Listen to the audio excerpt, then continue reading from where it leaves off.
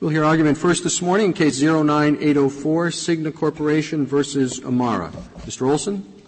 Mr. Chief Justice, and may it please the Court, Congress crafted a carefully balanced ERISA enforcement scheme that enables plan participants to recover plan benefits under Section 502A1B and equitable remedies for ERISA violations under Section 502A3. In this case, respondents are seeking a remedy for misleading plan summaries that violated ERISA. Their remedy, if they were harmed by defective plan summaries, is under 502A3, equitable remedies, not for plan benefits under 502A1B. The section that governs the relief that is sought is a necessary antecedent to any of the other questions in this case. And ERISA carefully structures, and this Court has repeatedly said, the Court is not interested and is not willing to alter the structure that Congress carefully crafted and carefully developed over the years to provide remedies with respect to ERISA programs. And the scheme is such that if there is a participant to the plan who is seeking benefits under that plan, Section A1B subsections A1B of Section 502 provides for relief under the plan. If there are other violations of ERISA, Section 502A3 provides for equitable relief. That is the scheme carefully developed by Congress. Now, in this case, what happened is that CIGNA changed its pension program, its ERISA plan, from a defined benefit plan to a cash benefit plan, cash value plan, and it put out, as required by ERISA, summaries of the new plan that the district court found and the Court of Appeals affirmed were misleading, in the sense that they did not provide all of the information necessary for plan participants to evaluate what was happening. Now, the changes to the plan were lawful. ERISA permitted and does permit these kind of changes to an ERISA plan. There was nothing unlawful about the plan, and the plan changed. And the beneficiaries, the participants to the plan, did not have any choice. CIGNA had the right to change the plan. It did change the plan. It did have an obligation under ERISA to provide accurate summaries. And the district court and the Court of Appeals found that those summaries were not inaccurate. In other words, they were not accurate. In other words, Mr. Olson, when you say the employees had no choice, but the district court found, didn't it, that the reason for this plan summary being misleading was that the employer, CIGNA, feared that there might be a backlash on the part of the employees if they found out, if they were told the truth about this plan, that is, that it was less favorable, that they would not have the same benefits that they had under the prior plan. That is correct, Justice Ginsburg. They had no choice in the sense that CIGNA could adopt a change in the plan as it did. That was permitted under ERISA, but it was required to give accurate summaries. The choice that you're suggesting and the district court was concerned about is that an individual could have left the employee of CIGNA if he or she was unhappy with the change in the plan, or the district court said there could have been some sort of a protest. What we're saying is that the remedy, what was the violation is the summary itself. And we're not challenging that here. That's a finding below. The summary was misleading, but that makes it a violation of ERISA. The summary is not the plan. And well, Mr. Olson, we've several times referred to the plan as having a range of documents associated with it, not as having just a single written instrument, but we've referred to documents and instruments governing the plan. We did that in Curtis Wright, which is the case that you pinned so much on. We did that in Kennedy. And the statute itself talks about that on numerous occasions, that there are documents and instruments in the plural. And one would think that the SPD is one of those documents and instruments that govern the plan. It's quite clear from the structure of the statute that it is correct, as you suggest, that there may be multiple instruments or documents that are create the plan itself. But the summary plan document, the SPD, is not a part of the plan. It is a separate document. It is a summary. It is a succinct a statement of what might be in the plan, and it must be accurate, and it must be written in comprehensible English. But I would refer the Court to Section 1024B2 and 4, which are on pages 3A, 4A, and 5A of the blue brief. That describes the obligations that are required with respect to the summary plan document. And it describes the instruments of both the summary plan document and the instruments that constitute the plan itself in the following sentence. And this is similar sentence in subsection 4, but I'm reading from subsection 2, which is on 4A of the blue brief. It says summary plan. It refers to a summary plan description and the latest annual report and the bargaining agreement, trust agreement, contract, or other instruments under which the plan was established. The construction of that sentence has to be that the summary plan description is a separate document. It is not one of those latter category of documents under which the plan was established. And the proof of that, essentially, if English doesn't teach it to us, which I think it does, is the reference to the annual report. No one would say and no one would contend that the annual report is a part of the instruments creating the plan. Well, I was struck by something else, Mr. Olson. I was struck by the fact that the statute saying what is in the summary plan description is packed with information that needs to be in the summary plan description. By contrast, the written instrument, which you equate to the plan, the written instrument says barely anything about what has to be in it. It just says the name of the fiduciaries has to be in the written instrument. So it seems clear that this statute is set up so that everything that is important, everything that the employee needs to know and needs to rely upon, is supposed to be in the SPD, not necessarily in the written instrument. Well, the written instruments, as these things turn out, are long, complex documents. They may be 90, 100 pages long. The summary, as you suggest, Congress said, yes, there is a separate document that must state in intelligible English that plan participants can understand the following things, and they must be furnished to plan participants, but they are not the plan document. The way the ERISA is structured. Am I missing something? They cannot be in the SPD unless they are in the plan. Isn't that right?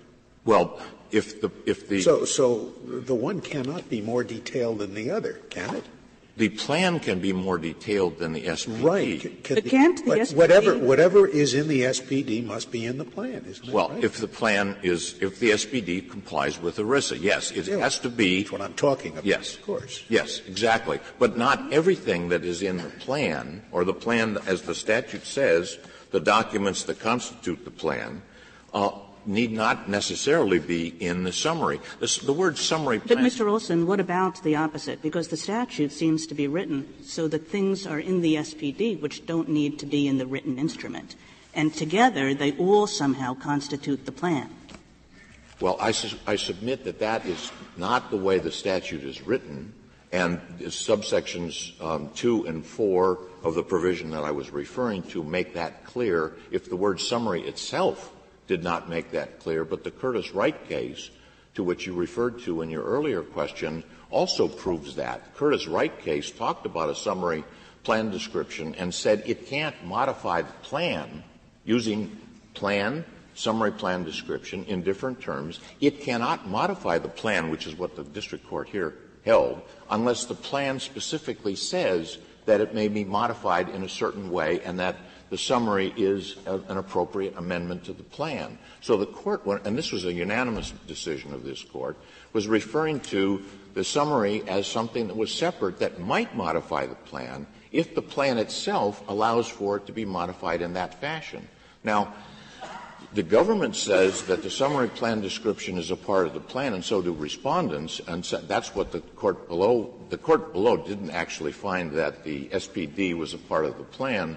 The court found on the latter pages of its opinion that it was a modification, it was an amendment to the plan. That's inconsistent with the Curtis-Wright case, because in this case, the plan itself specifically says that it does not say that it can be amended by the SPD. I thought that what the district court said was that they would treat the plan as containing what the summary said, not that it was part of the plan itself, not an amendment. I thought that was what the district court said. I think in the page of the this is the summary to the cert petition, page 218, which is the conclusions of the district court's decision. Under Roman numeral 8, the district court specifically said that the terms of Part B have been correspondingly modified by the SPDs. The court was saying, I think you were referring, Justice Ginsburg, to the relief that the court ordered, but the court was ordering that relief on the theory that the SPDs modified the plan, and the plan itself, under Curtis-Wright, doesn't provide for it to be amended in that way. And the SPDs can't be part of the plan without modifying the plan, can it? That's because it contradicts other provisions. That's correct. And the SPDs, the two SPDs themselves, on page 922A and 938A of the joint appendix, specifically say that if there's any discrepancy between the SPD and the plan governs. The language is at the bottom of, for example, at the bottom of 922A. But the SPD can't negate the force of ERISA. And if ERISA says that the summary has to be consistent with the plan documents, nothing in the SPD can negate that requirement. That's correct. No one, but Congress did consider prohibiting a provision like that in SPDs, that they could not disclaim. They could not say that if there's any inconsistency, the plan governed, and Congress did not adopt such a provision. This is a perfectly legal provision to tell someone that if there's any discrepancy, and there's bound to be discrepancies, as I said, the plans themselves can be 90, 100 pages and very long and very complex. That's why there's an SPD. They can't contain everything in the plan. And one of the things that would be the outcome of what the government and respondents are urging here is that plan creators, these companies that create these plans, either will be discouraged from doing it or they will start preparing summaries that are 90 and 100 pages long. But they can't do that because the statute requires the summary to be understandable and not prolific. That's catch-22, because if there's a discrepancy, because they have to be short, summary, and intelligible, then we're faced with the proposition that someone's going to say, well, I read the SPD and it didn't say what was in the plan. If the SPD is as long and as detailed as the plan, then there's a violation of ERISA. My point, I guess, in this is that, yes, Justice Kagan, the statute requires the SPD to contain certain information. We accept the fact of the conclusions of the court below in this case that they did not do so. There are two SPDs. They failed to live up to the requirements of ERISA. There is a remedy for that. It is a violation of ERISA. And it specifically says in 502A3 that for violations of ERISA, equitable remedies are available. And that is what Congress decided. It is, unless it's a part of the plan, you must go under A3. But the very question here is if there's an SPD that is inconsistent in some way with the written instrument, what happens? Is the written instrument modified, or instead is the provision in the SPD given operative effect? And that question is one about your benefits under the plan. I would submit that it can't modify the plan unless the plan permits that. That's Curtis-Wright. That's the unanimous decision of this Court. I do think you're overreading Curtis-Wright. Curtis-Wright talked about whether a particular provision satisfied the requirement that a plan have an amendment provision. It didn't say anything at all about whether there are provisions that can have operative effect regardless whether they've passed through a formal amendment procedure. It seems to me, I think we might disagree about that respectfully. I think that the sense of the opinion in Curtis Wright was that if you're going to say that this SPD modifies the plan, it can only do so if the plan permits the SPD to modify the plan. Then the Court sent it back to a lower court to determine whether, in fact, the employees that were involved in creating the SPD there had the authority under the plan to modify the plan. Was that done? So far we're just discussing, I take it, whether under one the other side is entitled to their benefits even if they weren't hurt on a contract theory. All right. But I thought we took the case to decide a different issue, and that is, I'll assume you're right, it should have come under 3. But I don't know if that's harmful, whether it was 3 or 1. And the question I thought we were going to decide was, if you're under 3, say, where equity's at issue. Now equity's at issue, and the district court says, here, we have 27,000 people, and now here's how I'm going to go about this. I'm going to look at this provision, the mistake here, and the mistake, it seems to me, was likely to cause them harm. And once that's shown, and they showed it, it's likely to cause it harm. We can't be sure, but it's likely. Then it's up to your client to refute case by case that these guys were not, or women were not really harmed. Okay? Now, that seems very sensible to me. And if that's the issue we're going to decide, I'd like to hear you explain why that isn't sensible. It's an equitable matter. This is simply a way of going about it. What's wrong with that? Well, in the first place, it is important which section I agree, but I don't understand. I'm with you on this one so far. So because it's a different defendant, that's the plan is a defendant versus the plan administrator is a defendant, so that's important. Secondly, A3 provides only for remedies that are available in equity. Then the point that you're making with respect to what provision of equity, what is the action that's brought and what is the remedy sought, as this Court talked about in the Verity case. And so therefore those are those questions. Now, the Second Circuit said likely harm. The fact is, as I pointed out at the very beginning, this was a lawful change in a plan, and it's a plan where 27,000 people that were employees were participants in this plan, and they would have had to do, as Justice Ginsburg suggested, either leave the company and suffer some harm or engage in some. You're sounding to me as if you're saying there wasn't likely harm. Okay. Exactly. Are you conceding that the standard that they used, that the standard was to have the question that you raised at the beginning, whether the showing of likely harm is sufficient? And in the absence of a rebuttal. Absolutely we are not. Well, that's what I want to hear. What's the argument against that? 6 of the courts of appeals have held that detrimental reliance is required. If this is an action under A3, under equity, neither the government nor the respondents dispute the fact that detrimental reliance would be required if you're proceeding in equity under A3. Right, and does likely harm capture that idea? Likely harm is not a demonstration of prejudicial reliance. Why not? That's the kind of harm they mean. What they mean by harm is they were hurt, brought about by reliance. Well, in the first place, it comes out of the blue. Likely harm, as I suggested, that since this was a legal, lawful change, the people were going to retain their employment. They didn't have a right to opt for one or the other. If they could prove that they were, this is an. You object to this decision saying the following.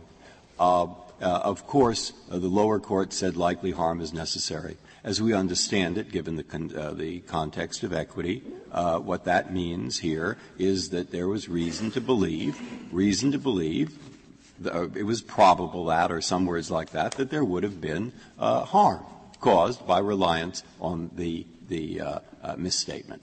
That would not be justified at all. I mean, under equity, as this Court said in the Ling versus Payne case, which is cited in the briefs, this is like an estoppel action. And an essential element of an estoppel action is detrimental reliance on the adverse party's misrepresentation. What the district court below did by coming up with this likely harm thing is throw the burden over to the plan or the plan administrator and saying, Demonstrate that all of your 27,000 members of this purported class somehow were hurt by a change in a plan over which they had no control, over which they had no discretion, unless they were going to leave. Wasn't the meaning of likely harm simply that they were promised one thing in the plan document, and so what likely harm is we have to do away with what they call, the wear-away effect. So that's the harm, the wear-away effect, and we have to remedy that. And the way to remedy it is to treat this as, instead of A or B, A plus B. And that would be an action to seek benefits under the plan, which would be an A1B action against the plan itself. Against the plan, the record suggests in various parts, I can't remember exactly which page to refer to, that $70 million would be the consequence of this against the plan, of which some people, depending upon how long they were with the company, when they left the company, whether they were about to retire, whether they stayed longer and the interest rates fluctuated, there can be all innumerable permutations of the effect upon persons. But Excuse me, Chief Justice, please. And you can't require, it seems to me, each individual to make a calculation about whether they have actually been harmed, whether there's detrimental reliance. The whole point of these plans is to give people some comfort and assurance when they're age whatever that don't worry, retirement is taken care of, or at least I can rely on that. And your formulation would sort of put that up in the air and say, we don't know if you're going to be harmed or not. Wait until you're 65 and we'll see. Well, Chief Justice, Mr. Chief Justice, that is the statute. The statute gives you a relief with respect to a misleading plan summary under the laws of equity. The laws of equity would require that the person demonstrate in some way that they were harmed. The respondents in this case, the named members of the class, claim that they were out $30-some thousand each. They would have an incentive to bring an action by themselves. But it couldn't be brought as a class action, and isn't that a large piece of this picture, that proceeding as they did, they can proceed as a class? Proceeding under detrimental reliance, it would be hard to get a class because it would be an individual case of detrimental reliance. The Rules Enabling Act provide that a class mechanism cannot change the substantive provisions of law. And so it cannot be that because this is brought as a class action, the rules of equity somehow change. No, the question is, under the section that the district court proceeded under, not the one that you say is proper, a class action would be appropriate. A class action might be appropriate, but it would not change the detrimental reliance requirement. Again, turning to A3, I have two questions. One is, and this is probably for your friends on the other side more than you, but as you understand the likely harm standard that prevails in the Second Circuit, is this likely harm to a majority of the members of the class, or all of the members of the class? Or do you know, has the Second Circuit told us what that means? Yeah, well, the Second Circuit suggested, and the government and respondents, particularly the respondents, say if there's a material difference, likely harm is presumed. And the government itself says... Likely harm to whom? I think that's the question. That is the question. Justice Kennedy is asking, and I have the same question. Does it mean likely? Is it likely that the class as a whole has been harmed? Or that is it likely that each individual member of the class has been? Or a significant number. Or a majority, or whatever. What does likely harm mean? Do we know that? I totally agree with the import of those questions. You can't describe that. My question had no import. I really wanted to know the answer. Well, the answer is what the district court ordered, and the government seeks, and the respondents seek, is they're all harmed by this. That there's any material disparity, then everybody... It wouldn't be too hard. They're joined as members of a class in light of a certain set of characteristics. And the judge would find that, other things being equal, individuals who have that set of characteristics, which, in this circumstance, make them members of the class, would be harmed in all likelihood. Okay? Done. Now, it's up to the defendant then to show that in a particular case this individual wasn't harmed. It defies reality, Justice Breyer, to suggest that the 27,000 people, each one occupy a different position in terms of the length of their employment, when they might be retiring, what their benefits might be, whether they might take a lump sum or an annuity. All of those things are different. And the only way they it depends on the facts. Maybe they'd have a union. The only way they could have been harmed, Justice Breyer, is if they had otherwise decided to leave the employee of the company and go someplace else. They could have demonstrated that. If I could say your white line is just one more thing. If you proceed under A3, doesn't Mertens bar the award of monetary damages? I think it would. I mean, this Well, court. then you're not offering as much as say, please go under A3, but then you go back and say, you can't get monetary damages. First place, that's Congress's choice. It's an equitable remedy that would be required. Congress made that decision. This Court has said it's not going to reconstruct what Congress carefully did. The thing is that it have to balance people wanting to create these plans and go into these plans, and the solvency and stability of the plan, what Justice Breyer is suggesting, the second sort suggested, is that you would expose plans to enormous liability because someone might think that someone might have left the employee of the company and taken a different job. That's not realistic, and that's why it just came out of thin air. Thank you, Mr. Olson.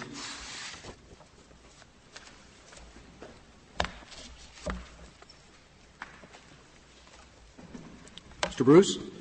Mr. Chief Justice, and may it please the Court. Our position is that detrimental reliance is not found in Section 102 of ERISA, which establishes the summary plan description requirements. It's not found in Section 404A1D of ERISA, which establishes the fiduciary duty to act in accordance with the plan documents and instruments, plural, insofar as consistent with the provisions of this title. It's also not consistent with any language in Section 502A, either in 502A1B or 502A3. The reference to equitable relief is to appropriate equitable relief to redress a violation of Title I or a violation of the terms of the plan. Well, that seems to me like just a roundabout, complex way of saying that you must recover under the plan. Because if reliance is not required, then there must be some basis on which you must recover, and that recovery must be under the plan. So it's.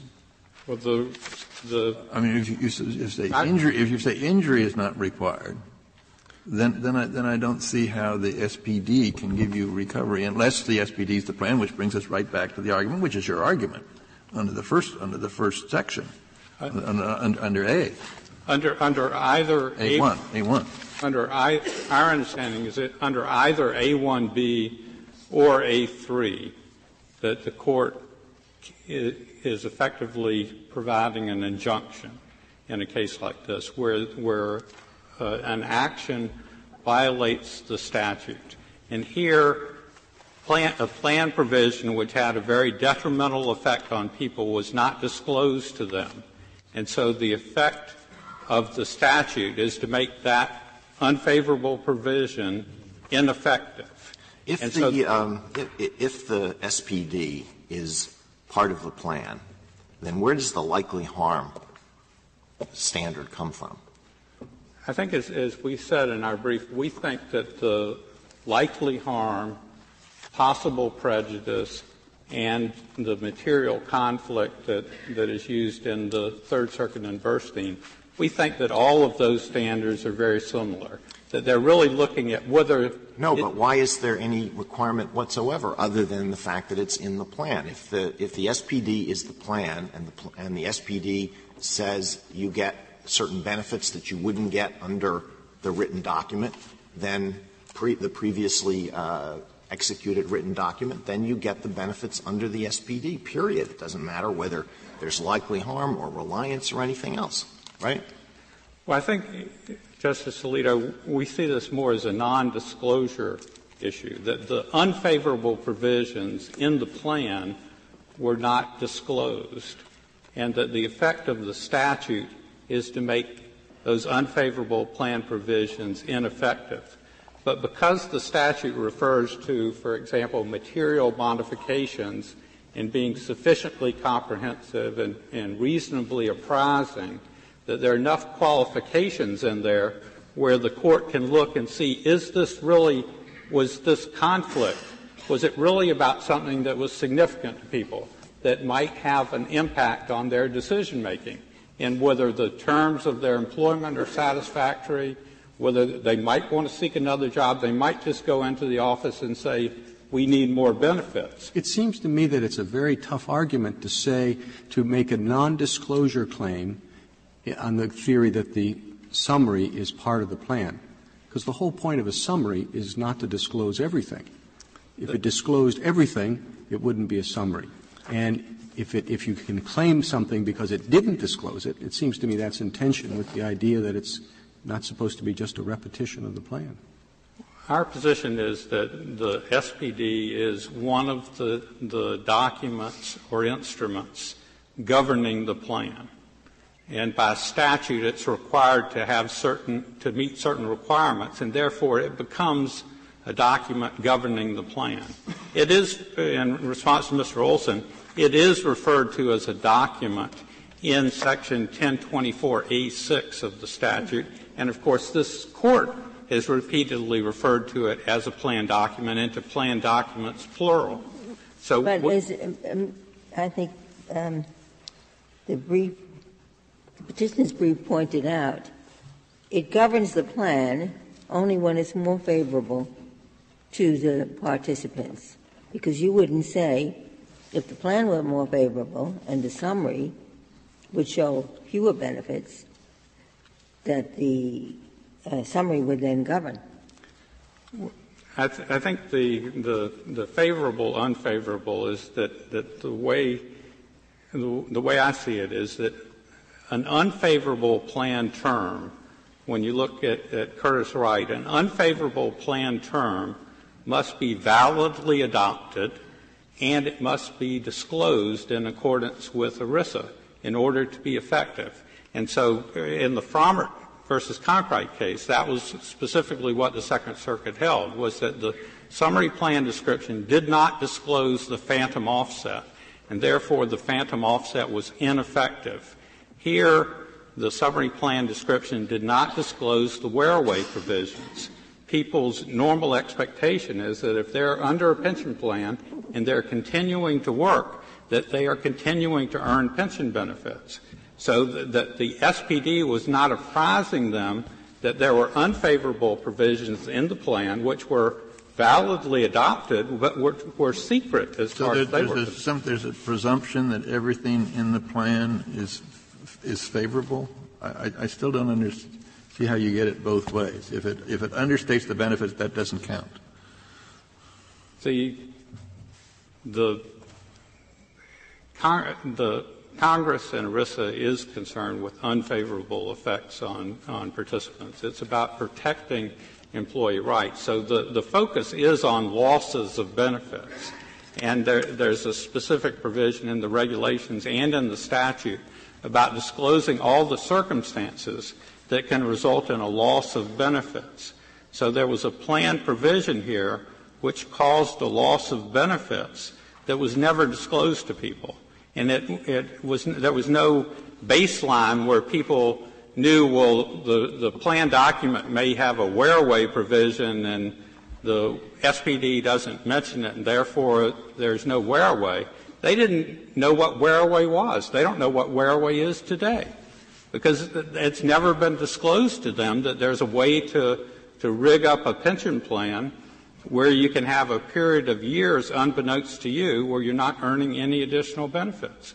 Okay, are you finished with that? Yeah, I'm sorry. If you're finished, as I understand what you've been saying and written, you don't mean that the SPD, the summary, is a contract. I mean, one thing would be to say it's a part of the plan and, moreover, it's a contract. So, therefore, we enforce it according to terms. That's one view.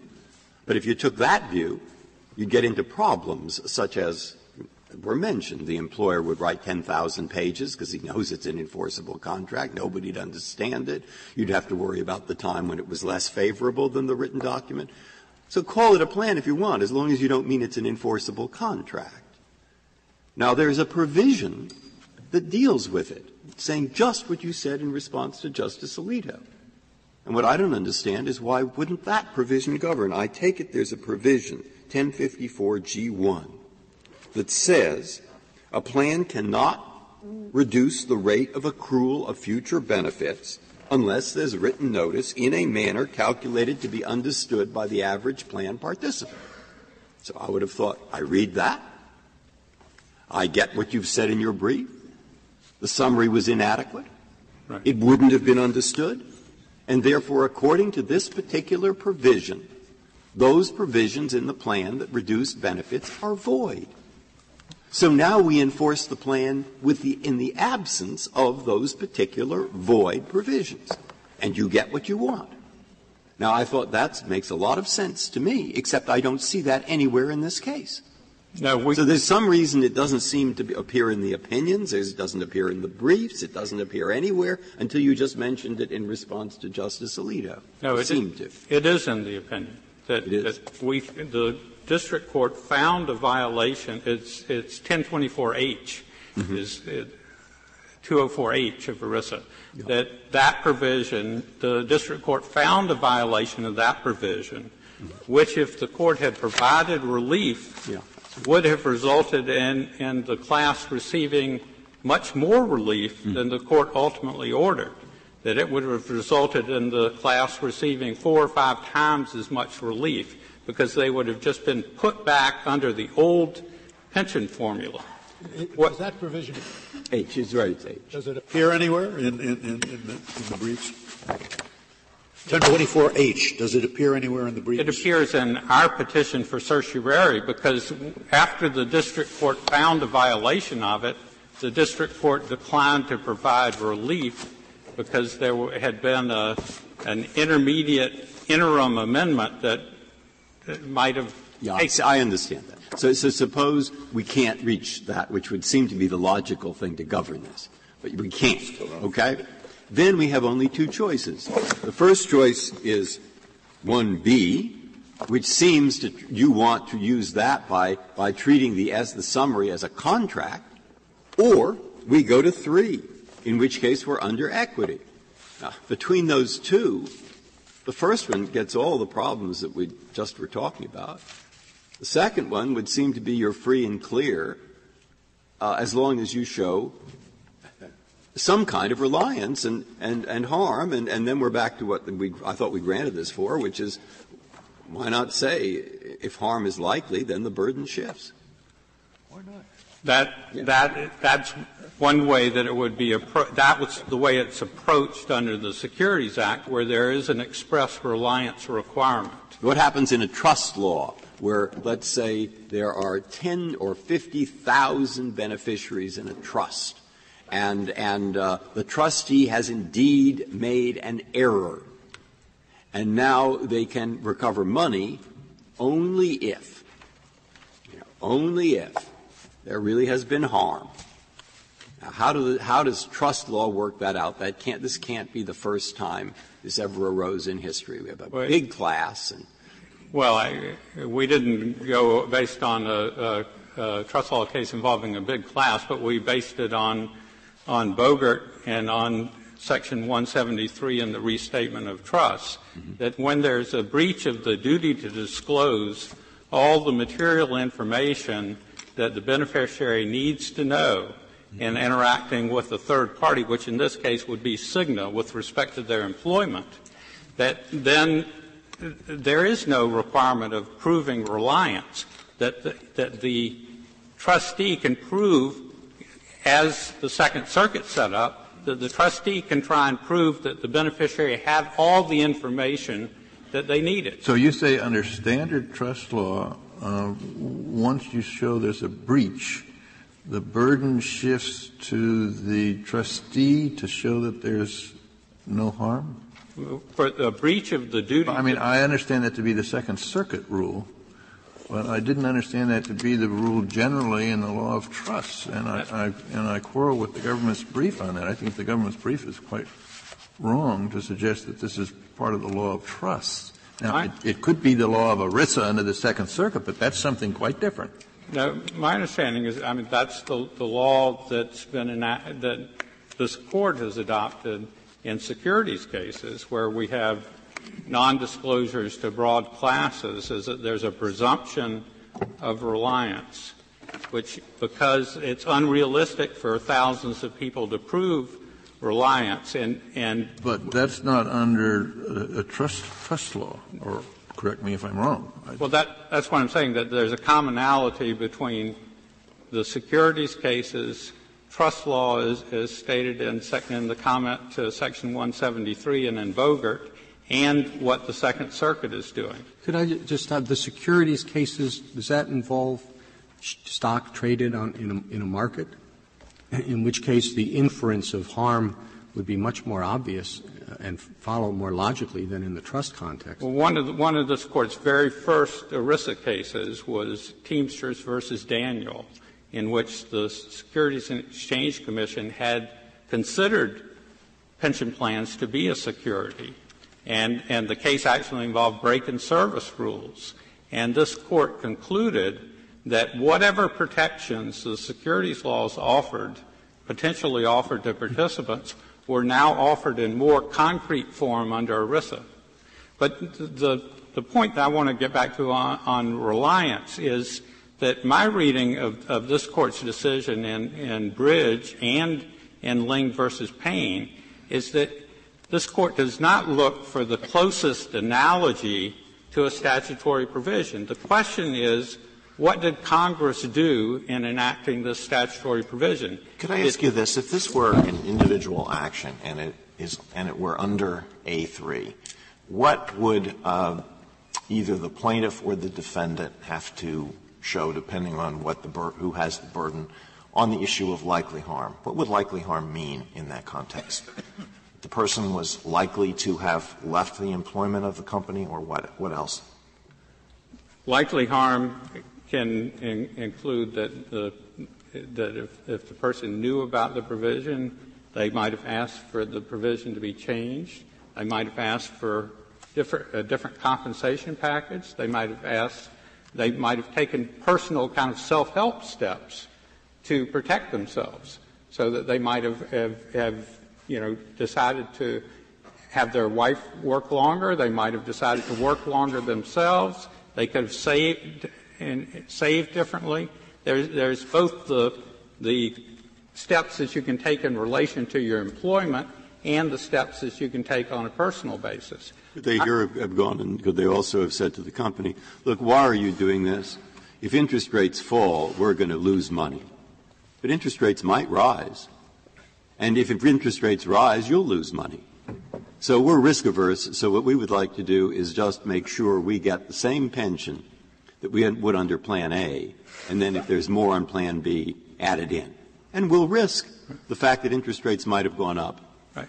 The district so they might have talked the company into it. Well, and the district court found that there was a real prospect of employee backlash if the employees knew about these benefit reductions. It's well established in behavioral economics that people are very averse to losses. So if the statute and the regulations are requiring a loss to be disclosed, it isn't going out on a limb to say that there's going to be a reaction to that. And here CIGNA knew that there was a reaction to that, and they had examples from the press of with Deloitte and Touche had a similar situation where they had to roll back the cash balance changes because employees were so upset. I think in response to Justice Alito's question, I don't think that the individual has to — that if the individual has to prove possible prejudice, that I think that is our district court ruled here, that I think the standard inevitably becomes very close to actual prejudice. And so I think that the possible prejudice is really to the employee group. It's that the statute is in terms of the average plan participant. It's all based on objective standards. Under your proposal, I assume if you prevail, under your position. The summaries will now become part of the plan so that even if there's no intent to mislead, there can be a class action if the SPD is in anyhow at variance with the plan. Well, and to the detriment of the employee. Well, as we said in the brief, there are already cases that recognize exceptions to liability here, and one of them is for prompt correction of any problem. So if you have the unintentional error in that unintentionally the wear-away provisions weren't disclosed, well, then the issue is, why wasn't that corrected at any point in time? We're now 12 years out, and CIGNA has never disclosed those wear-aways to anyone. If an administrator issues a summary plan description that is 100 pages long and is basically the same thing as the written instrument, and that's a violation of the requirement in ERISA that it be a summary and that it be intelligible to ordinary readers, what remedy is available to a beneficiary? I think that obviously injunctive relief in terms of an order to correct that would be available. I think in terms of affecting the benefit offers of saying, well, that if the SPD is identical to the plan document, there are no undisclosed plan provisions then? So it becomes more difficult in terms of relief, but obviously there would be relief for the understandability requirement. Well, doesn't that think of the incentives for the administrator in that situation or for the plan sponsor? If you issue a succinct SPD, you risk misleading the recipients as to the contents of the plan, and you may have financial liability. If, on the other hand, you are on the side of issuing an SPD that is comprehensive, well, the worst that can happen, according to what you just said, is you can be faced with an injunction to provide a more concise and comprehensible statement. Well, intentional errors should not be countenanced. I mean, here, CIGNA was deliberately misleading employees. If it's an unintentional error, then it should be promptly corrected. Thank you, counsel. Thank you.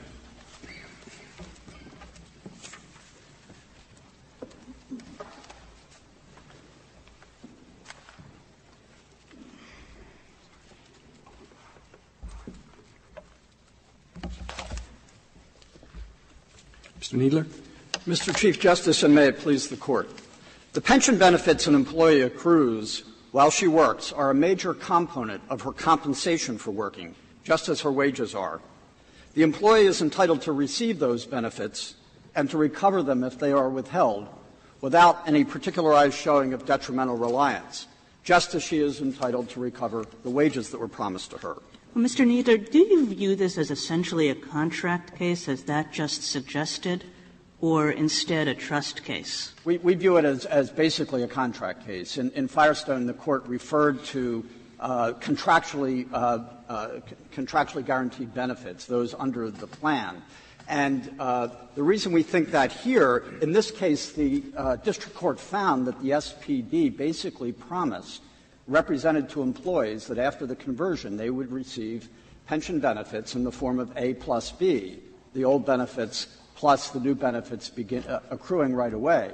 ERISA, the scheme of ERISA is that the SPD is typically the only document that the employee receives to inform him or her about the contents of the plan. Well, if this is a contract case, then where does the likely harm standard come from?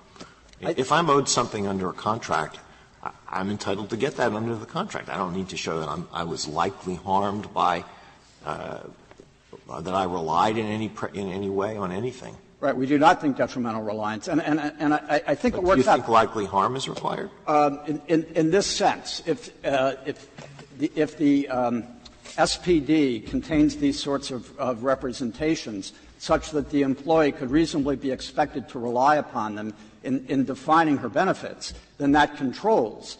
The likely harm is not being told or being told something different from what the underlying plan says. That can be rebutted. That's not the likely harm. That's the breach. That's the offense. But you're saying once you make the offense, you have to cough up what you stated in the summary. Unless the participant actually knew or couldn't reasonably depend upon it, actually knew, for example, this was the case in the Gavoni case in the First Circuit, whose formulation is the one that other courts typically follow. That was a situation where the employee found out before she retired what the true facts were, and therefore there could have been no claim of harm or that the then it's not contract. You get away from is contract. It contract or not contract? No, it is contract because and that's the question is what is the contract? To the employee, typically the SPD is the only thing that is the contract. The SPD is written by the fiduciary, and the other is written by the person who's giving the money, the employer. So now you're saying that it's a contract, even though it wasn't written by the employer, and even though it could differ in dozens of ways from the actual plan document. Sometimes they'd be favorable to the employee. Sometimes they'd be unfavorable. Sometimes they'd be different but neutral.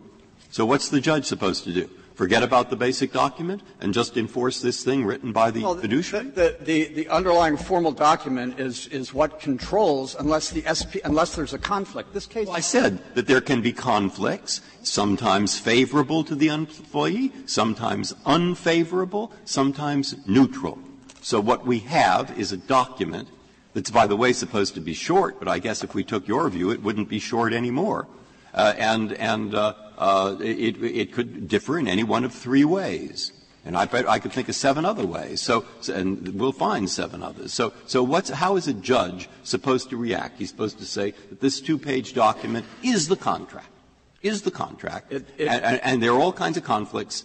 What's supposed to happen? It forms part of the contract. Cases of conflicts between the SPD and the formal plan document are not common, and they shouldn't be, because the SPD, the administrator or the employer has an obligation to make sure. That isn't my question. My question is, 1, why should a document written by a different person, the fiduciary, govern over the actual plan? Second, what happens when you have a favorable conflict? What happens when you have an unfavorable conflict? What happens when you have a neutral conflict? How should it be worked out? As to the first point, it is common, and it was critically true here, that the employer, the plan sponsor, is involved in drafting the SPD. This was an SPD that was issued in conjunction with the plan amendment, and the SPD and the plan amendment. I don't think the fact that this individual in this case happened to be the same group or person is beside the point of my question.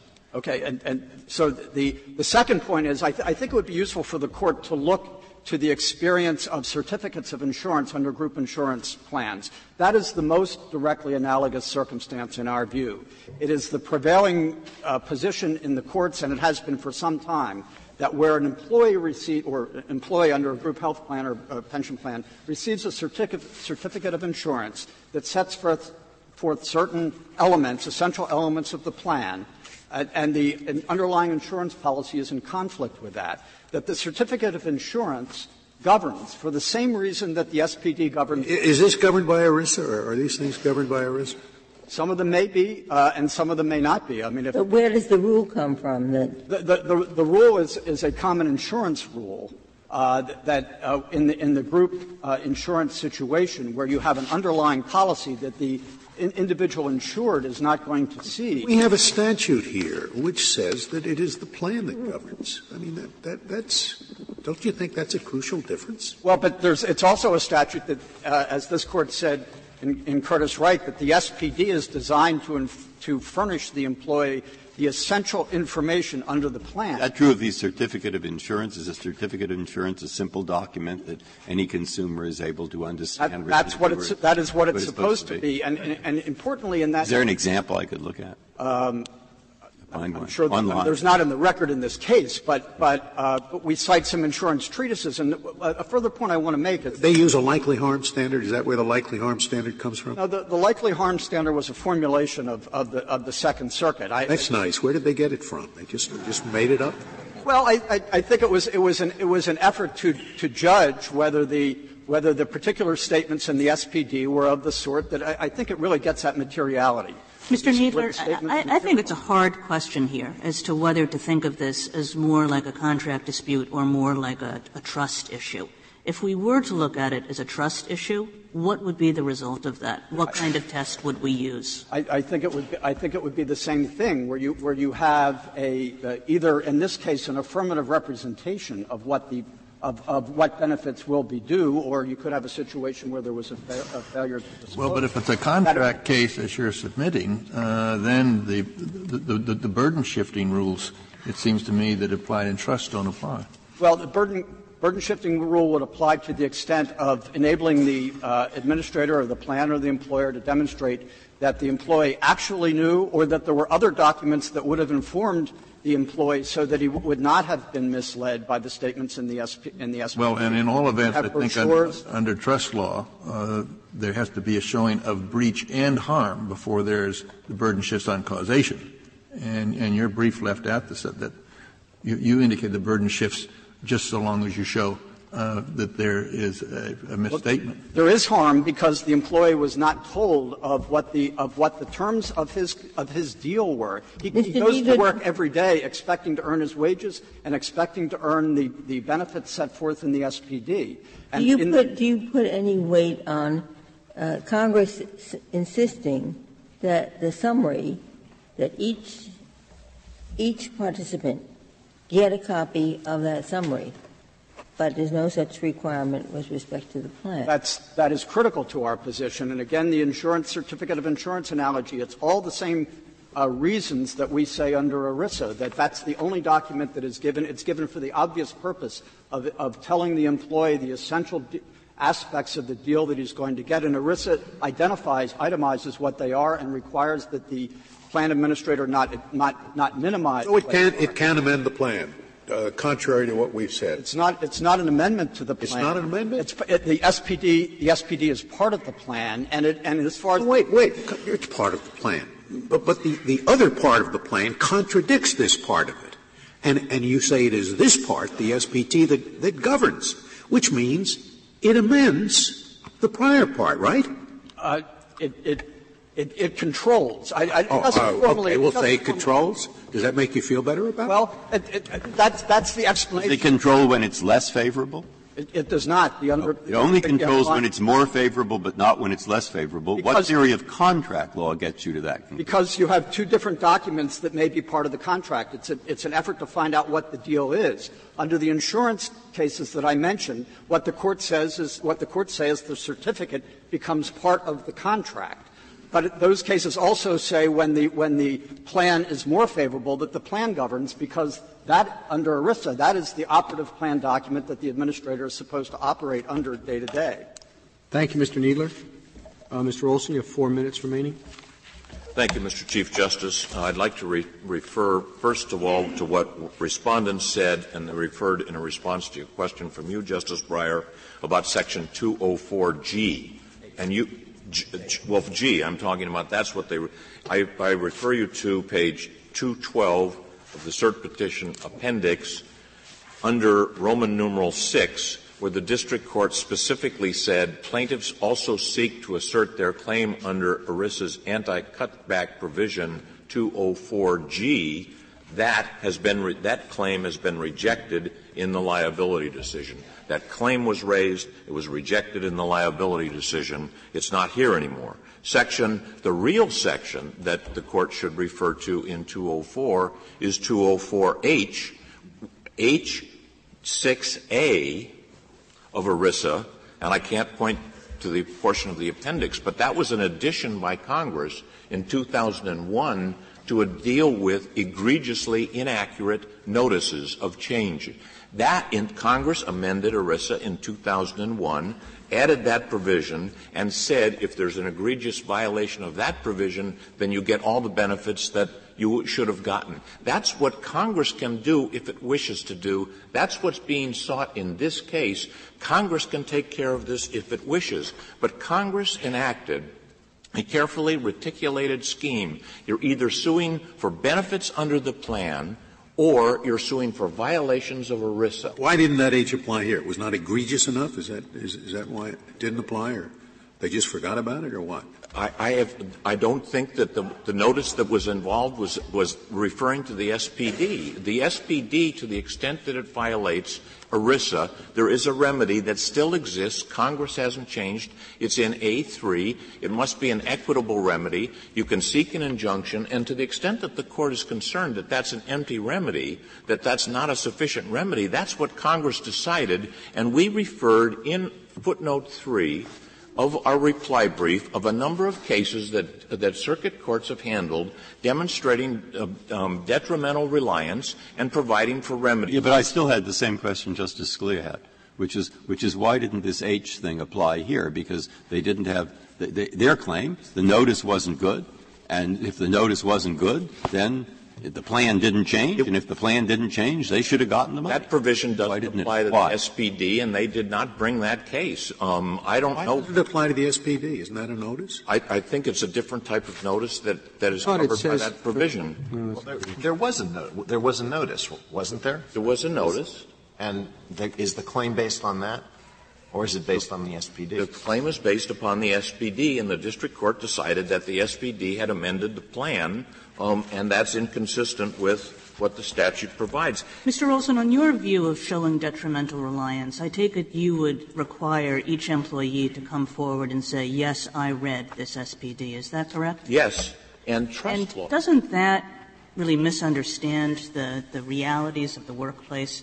But very few people read their SPDs. But you only need one person to read the SPD to come in and say, by the way, folks, 21,000 of us are not getting our retirement benefits for the next few years. And within a day, every employee in the workplace is going to know about that. So doesn't this give an incredible windfall to your client, CIGNA, or to other companies that commit this kind of intentional misconduct if you hold them to this detrimental reliance standard? There's I refer to what Justice Kennedy was referring to the extent that we're talking about trust law, we're talking about the requirement of a loss. I would say that a person would not necessarily have to have read the SPD, but have been aware of it and taken some steps in connection with it. And that's the evidence that would have to be established, and there's no and every court has said that under A3, equity requires detrimental reliance. Thank you, Mr. Olson. The case is submitted.